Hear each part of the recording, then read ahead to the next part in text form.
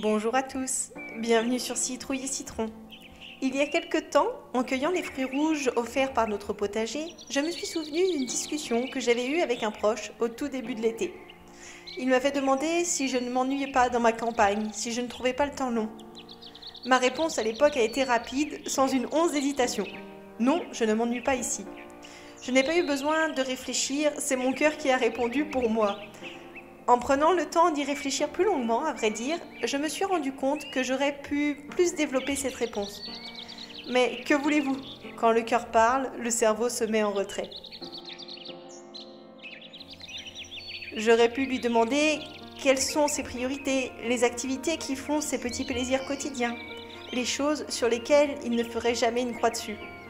Car la réponse brève, instinctive, concise que j'ai faite ne justifie peut-être pas suffisamment ce choix de vie. Non, je ne m'ennuie pas ici car il y a tellement de choses à faire, à découvrir, à apprendre. Souvent même, les journées sont trop courtes pour réaliser tout ce que je voudrais faire. C'est particulièrement le cas à la belle saison en ce moment. Les jours filent tandis que les ateliers s'enchaînent. S'occuper du jardin, semer, entretenir, récolter, conserver, c'est clairement chronophage. Ultra gratifiant, oui, mais cela requiert du temps. Le verger et le potager ne prospèrent pas sans un petit coup de pouce du jardinier. En plus de la partie manuelle, à l'extérieur, nous prenons également le temps de faire des recherches pour diversifier nos cultures, pour découvrir de nouvelles méthodes de conservation, voire tester des pratiques différentes. Cet aspect recherche et développement, avec des grands guillemets, nous enrichit intellectuellement. Même si nous passons des heures là-dessus, nous ne sommes pas encore totalement autonomes et nous apprenons jour après jour. C'est ce qui fait aussi la richesse de cette vie. Quand le potager et le verger commencent à demander moins de temps, en début d'automne, la nature sauvage prend alors le relais et vient la saison des cueillettes. Pommes sauvages, noix, noisettes, sureaux, champignons. Les endroits prolifiques ne sont pas recensés sur des cartes, c'est à la fois dommage et encore heureux. C'est alors à nous de les découvrir au gré des balades.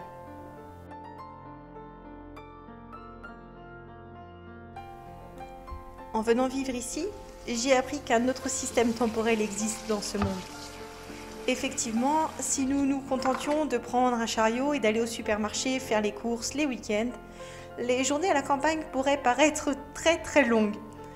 Nous avons diversifié nos centres d'intérêt pour notre plus grand bonheur, sûrement parce que nous sommes faits pour ça, Damien et moi. Au fin fond de nous, nous ressentions ce besoin de revenir aux choses simples, de retourner aux sources. Mettre les mains dans la terre et enlever nos montres. De vivre au rythme du soleil et des saisons. De laisser le temps passer, filer, sans même s'en soucier. Parce que c'est ça aussi la vie à la campagne. Ne pas courir tout le temps pour un oui ou pour un non. Relativiser quand la météo nous boude. Ressentir de la gratitude quand la nature nous gâte. Alors non, je ne m'ennuie pas à la campagne. Au contraire, je m'épanouis chaque jour un peu plus. Quand vient la mauvaise saison, quand il se met à pleuvoir des jours durant, que la nuit tombe de bonne heure, et que le vent claque contre les volets, je me réfugie au chaud, près de la cheminée. Ces temps de repos sont appréciables après les longues semaines passées à l'extérieur.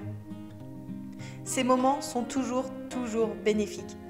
Ils permettent de se ressourcer physiquement dans le canapé, de se cultiver intellectuellement en lisant des livres, de tisser des liens en jouant à des jeux de société, et enfin, de laisser libre cours à notre imagination, source de multiples projets. Car finalement, pour moi, l'ennui est le terreau de la créativité et de l'inspiration. L'ennui permet au cerveau de vagabonder. Il va pouvoir faire le point sur toutes les infos enregistrées, prendre le recul nécessaire pour nourrir cette créativité. L'ennui, à juste dose, est prolifique, même si cela peut paraître contre-intuitif. J'ai donc décidé de ne pas le bannir de ma vie et d'en faire une source d'enrichissement.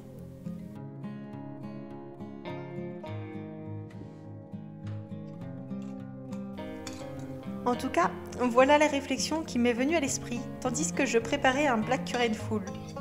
Vous aurez certainement d'ailleurs reconnu certains éléments dans la vidéo dont je m'étais servi pour vous partager la recette. Je vous remets d'ailleurs le lien dans le descriptif de la vidéo si ça vous intéresse. Je regrette de ne pas avoir demandé à ce proche quelle est sa définition de l'ennui. Pourquoi chercher à tout prix à ne pas s'ennuyer? Pourquoi vouloir remplir chaque instant de son agenda? Je ne sais pas ce que vous en pensez, vous. Quelle est votre approche concernant l'ennui?